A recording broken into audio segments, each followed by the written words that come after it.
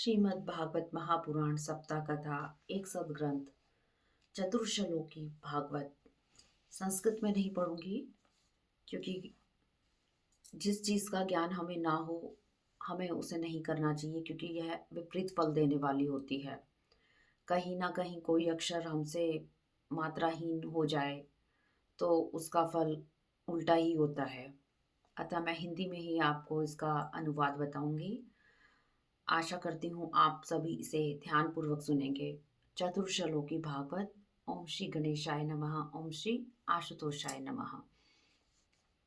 सृष्टि के पूर्व केवल मैं ही था। मेरे अतिरिक्त न स्थूल था न सूक्ष्म, और न तो दोनों का कारण अज्ञान ही था। यहाँ यह सृष्टि नहीं है, वहाँ मैं ही हूँ, और इस सृष्टि के रूप में जो कुछ प्रतीत हो रहा है वह भी मैं ही हूँ, और जो कुछ बचा रहेगा वह भी मैं ही हूँ। वास्तव में न होने पर भी जो कुछ अनिर्वचनीय वस्तु मेरे अतिरिक्त मुझ परमात्मा में दो चंद्रमाओं की तरह मिथ्या ही दिखाई दे रही है, अथवा विद्यमान होने पर भी आकाश मंडल के नक्षत्रों में राहु की भांति जो मेरी प्रतीति नहीं होती, इसे मेरी माया समझना चाहिए।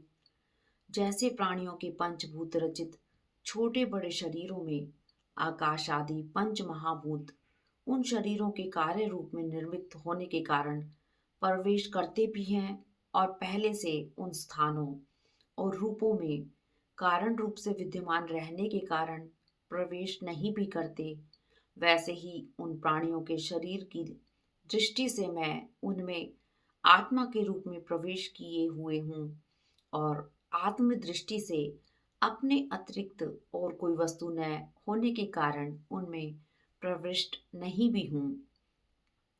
यह ब्रह्म नहीं है, इस प्रकार निषेध की पद्धति से, और यह ब्रह्म है इस अन्यव की पद्धति से यही सिद्ध होता है कि सर्व अतीत एवं सर्वरूप भगवान ही सर्वदा और सर्वत्र स्थित हैं। वे ही वास्तविक तत्व हैं। जो आत्मा अथवा परमात्मा का तत्व जानना चाहते हैं उन्हें केवल इतना ही जानने की आवश्यकता है। ब्रह्मा जी अपने जन्म स्थान कमल पर बैठकर सृष्टि करने की इच्छा से विचार करने लगे, किंतु सृष्टि व्यापार के लिए वांछनीय दृष्टि उन्हें प्राप्त नहीं होती थी। उनकी विचार अवस्था के समय एक दिन व्यंजन के 16वें अक्षर त और 21वें अक्षर प का शब्द उनके कान में पड़ा। तप शब्द का वक्ता उन्हें दिखाई नहीं पड़ा। मुझे तप करने की प्रत्यक्ष आज्ञा मिली है, ऐसा निश्चय कर वे तप करने लगे। बहुत काल तक तप करने के बाद उनकी तपस्या से भगवान प्रसन्न होकर उन्हें दर्शन देकर अपने लोक में ले गए। ब्रह्मा जी ने देखा कि उस दिव्य लोक में समस्त भक्तों के रक्षक लक्ष्मीपति, यज्ञपति एवं विश्वपति भगवान विराजमान हैं। सुनंद, नंद, प्रबल और अहर्षण आदि पार्षदगण उन प्रभु की सेवा कर रहे हैं।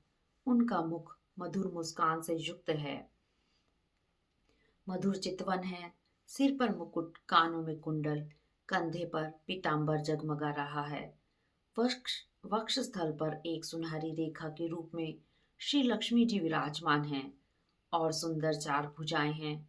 उनके आसन के चारों ओर पुरुष, प्रकृति, महत्व, अहंकार, मन, 10 इंद्रिय, पंच तन मात्राएं, पंचभूत आदि मूर्तिमान होकर खड़े हैं। संपूर्ण ऐश्वर्य, धर्म, कीर्ति, ज्ञान, अहंकार, मन, 10 इंद्रिय, पंच तन मंत्राएं, पंचभूत आदि मूर्तिमान होकर खड़े हैं।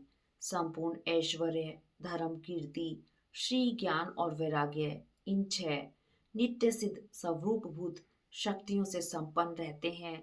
उनका दर्शन करते ही ब्रह्मा जी का हृदय आनंद से भर गया। प्रेम अश्रु से युक्त उन्होंने सिर झुकाकर प्रणाम किया।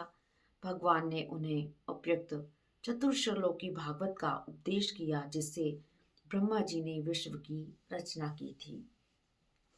इस प्रकार चतुर्श्लोकी भागवत जी का मैंने यह वर्णन किया है। आप इसे ध्यान से सुनिए और मन लगाकर सुनिए। आपका कल्याण ही कल्याण होगा। हरिओम तत्सत। ओम नमो भगवते वासुदेवाय नमः। ओम नमो